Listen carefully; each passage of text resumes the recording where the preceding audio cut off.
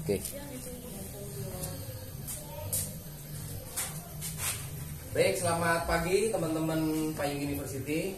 Ini saya kedatangan dosen-dosen dari UI ya. Dari UI. Ini dari siapa Mbak? Mbak Ivon. Dari Fakultas Hukum Universitas Indonesia. Oke, terus Mbak Tirta. Mbak Tirta dari. Fakultas Hukum juga. Oke, terus Mbak Siti dari Pusat Kajian Wanita dan Gender Universitas Indonesia. Pusat Kajian Wanita dan Gender. Jadi tadi kita udah berbincang ya tentang Payuni, karena kami juga ada Women and Environment Studies. Kami Payuni ini udah 4 tahun juga ya, 4 tahun, dan kebetulan sekali kita ulang tahun keempat. Payuni itu temanya adalah International Women Festival. Ada teman dari Columbia yang akan juga menemani kami. Kemudian ada beberapa pegiat gender nasional. Ya, September ini nanti ada Kevake, Bu Norovia, ada Bu Lis Markus dari rumah kita. Dan mereka akan hadir juga ke sini. Sebenarnya beberapa waktu yang lalu Bu Menteri juga ke sini, Menteri Pemberdayaan Perempuan, Bu Bintang Puspayoga. Nah, saya selalu senang kalau kemudian ketemu dengan mereka-mereka yang ada punya kepedulian lah. Salah satunya bagaimana sebenarnya kekerasan seksual di Indonesia itu harusnya ya harus terus berkurang, jangan malah bertambah. Kemudian kita juga ingin menghadirkan sebuah kampung yang ramah anak. Nah, ini ternyata teman-teman dari UI ini mendampingi buruh migran ya di Lampung Selatan ya. Tapi sebenarnya teman dekat sekali loh sama Metro, karena ini di siapa? Kadamaya. Nah, saya minta perspektif nih selama mendampingi teman-teman di Lampung, apa yang ditemui. Siapa dulu? Bagaimana dulu deh? Oke, Mbak Teta. Oke, jadi bersama teman-teman pekerja migran di Lampung Selatan itu sebetulnya sudah dari tahun 2018 ya. Awalnya sih karena ada kerjasama dengan lembaga namanya Justice Without Border ya, atau JWB. Nah, concern kami itu adalah di isu migrasi amannya. Karena kan banyak sekali kan masalah yang dialami oleh mereka nih, dari mulai di situ overcharging ya, bayar fee yang berlebihan, kemudian urusan dokumen juga markup umur dan sebagainya, termasuk juga karena ini kebanyakan perempuan menjadi rentan dan misalnya dalam masalah kekerasan seksual. Ketika proses itu di sini masih di Jakarta, padahal yang masih di Indonesia itu mengalami tidak sehat, perkosaan, sebagainya. Ketika mereka pergi, itu juga dialami oleh mereka. Gitu kan. Balik lagi ketika dulu masih ada terminal 3 khusus TNI itu, nah itu kan juga permasalahan. Nah, ternyata di dasarnya itu mereka kurang pengetahuan sebetulnya ya, karena pengetahuan yang mereka miliki itu pengetahuannya dari sponsor ya, karena sehari-hari mereka di desa itu kan tahunya proses yang selama ini ada, padahal itu nggak sesuai sama Ada agen-agen lah, agen kapitalis lokal itu. Jadi hukumnya yang berlaku, jadi hukumnya si sponsor itu, padahal itu justru menimbulkan masalah-masalah. Ya, kami berusaha untuk apa ya, jadi pengetahuannya. Ada berapa warga yang didampingi kemarin forum di Lampung Selatan? Biasanya sih selalu sekitar 30-an rumah ya. Tiap tahun sih, karena ini kan bentuknya hibah ya dari universitas, jadi setahun sekali Skema pengabdian masyarakat. Oh gitu, tinggalnya nggak usah di hotel, tinggalnya di tempat warga atau tempat kami ini ada homestay. Malah nanti kita akan bisa sharing banyak tentang pengalaman sebuah tempat yang ternyata bisa jadi contoh kayak seperti kami mungkin, atau juga ada share keilmuan dari teman-teman UI ke kampus-kampus kecil di Metro, itu kan banyak. Kita ada 15 kampus sebenarnya yang mungkin kita bisa tukar pengetahuan kan. Sebenarnya kita juga senang nih ketemu Mas Damar ya, karena kan kemarin itu kita kerjasama sama Serikat Buruh Migran Indonesia Lampung Selatan, SPMI Lampung Selatan, juga sudah ada Lampung di sana. Nah, awalnya 2018 itu kita di Desa Purwosari. Nah, tahun ini kita ya pasca pandemi ya, ini pertama kali kita udah kedua kalinya baru turun lapangan lagi nih pasca pandemi itu kita kemarin diputuskan ke desa Sukadamai. Jadi masih di Lampung Selatan karena kan orang SBY di Lampung Selatan ya. Kita masih kerjasamanya kuatnya Lampung Selatan, tapi pernah juga ke Lampung Timur ya, selama kantor PMI.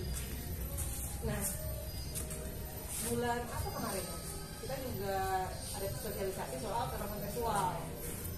Jadi karena baru terbit itu undang-undang TPKS, kita coba, karena kan ya tadi Mbak Desa kan udah bilang kalau PMI ini kan rentan sama kasus-kasus KS juga gitu.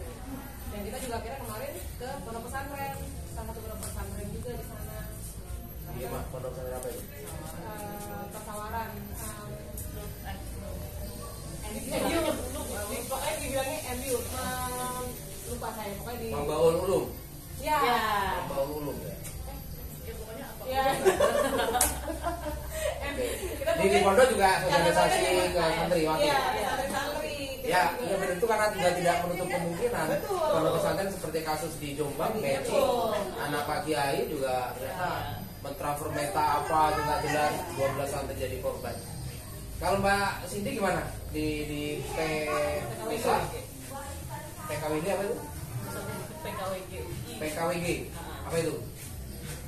Kami sebenarnya lembaga riset sih mas gitu ya. Pusat kajian Pusat kajian wanita dan gender. wanita dan gender, oke. Lebih ke riset sebetulnya, riset kebijakan gitu kan. Cuma kan karena memang ini ibu-ibu ini kan selalu ada pengmas ya tiap tahun gitu kan. Jadi ya biar apa yang kami risetkan selama ini gitu kan, rekomendasi kebijakannya juga nggak jomplang kan biasa gitu ya gitu kan. Kebijakannya apa, di bawahnya nggak sesuai gitu. Jadi makanya penting banget kan buat para peneliti itu benar-benar yang nggak cuma ngeliat kebijakannya apa, tapi di bawahnya nih kayak gimana. Nah kebetulan kan tahun 2019 ya, 2019 itu kan juga saya sempat gabung di pelatihan masyarakat UIKOM. Tadinya tuh awalnya sebenarnya ada cita-cita untuk bikin desa binaan tadinya, bukan karena memang yang kami lihat itu kan salah satu yang jadi masalah itu ketika PMI purna, mereka nggak tahu nih gitu kan, mereka punya uang itu mau diapain, akhirnya ya ujung-ujungnya habis gitu. Makanya sebenarnya kami senang banget sih ya hari ini diajak ke sini gitu kan, dan tadi juga Sama Bu Yuni ya. iya gitu kan Itu kayak fenomena Darsem itu. Fenomena Darsem tau nggak? TV One kasih uang miliaran, Darsem jadi orang songong di kampungnya. Jadi keliru juga ternyata proses bantuan karitatif, bahwa ini ada buruh migran kena kekerasan, lalu kita memberikan solidaritas, ya 1 miliar lebih dia dapat, habis itu punya 1 miliar dia beli emas, beli macam-macam, dia jadi songong di tengah-tengah warga. Nah betul itu, jadi kan kebanyakan kan juga mindsetnya masih begitu ya mas itu kan, ketika punya uang ujungnya ya dihabisnya gitu ya, karena pikirnya kan mungkin apa, cuma mikir bahwa nanti saya bisa berangkat lagi, belum tentu kan, kemarin pandemi akhirnya semua jadi berantakan gitu. Nah jadi apa, kami juga sebenarnya punya concern untuk yang gimana nih gitu loh, untuk yang purna ini juga mereka bisa mengelola gitu kan. Terus juga ya betul juga tadi kata Mbak Tirta, salah satunya juga biar bagaimana juga biar PMI ini juga apa, orang-orang di sini juga nggak fokusnya ke mau jadi PMI gitu, fokusnya selalu keluar, karena ketika jadi PMI apalagi kalau udah punya anak kan otomatis kan ada anak yang ditinggalkan, itu juga jadi masalah sendiri kan mas, ada anak yang terlantar. Nah jadi tadi saya melihat ini saya pikir ya iya ya gitu kan, harusnya yang kayak gini nih gitu. Empowering ekonominya ada. Iya gitu kan, karena apa ya, ini benar-benar aduh ini benar-benar bunda nih top banget, ini benar-benar apa ya, ngebuka banget tuh bahwa kayak gini aja sebenarnya bisa gitu. Mereka nggak akan keluar negeri nih. Betul gitu loh mas.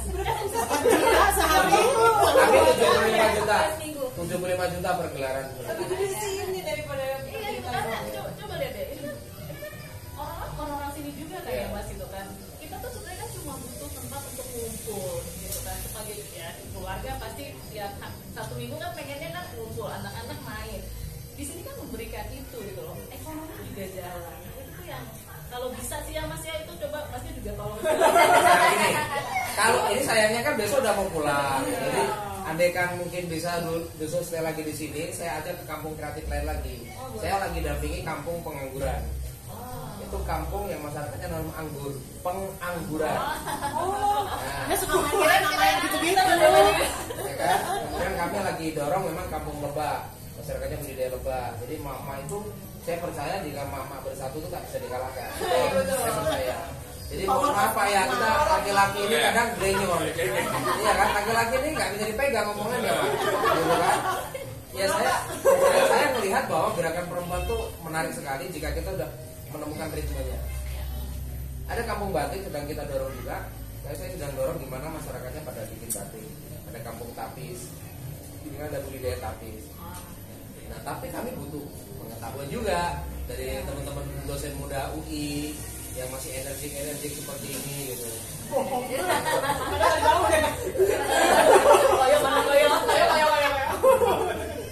Iya, Energi kok Mas, percaya deh. ya artinya kita hidup sekali ini mestinya bisa berhasil lah untuk orang-orang banyak ini. Karena kita nggak bisa nyalain siapapun, kita nyalain satu struktur di pemerintahan saja, tapi kita sebagai dosen juga harus punya gerak apa namanya yang memang memberikan hati dan pikiran kita untuk masyarakat. Cocok ya? Bukan menara gading Ah, soalnya. kamu bukan menara gading. Istilahnya kalau ini menara gading.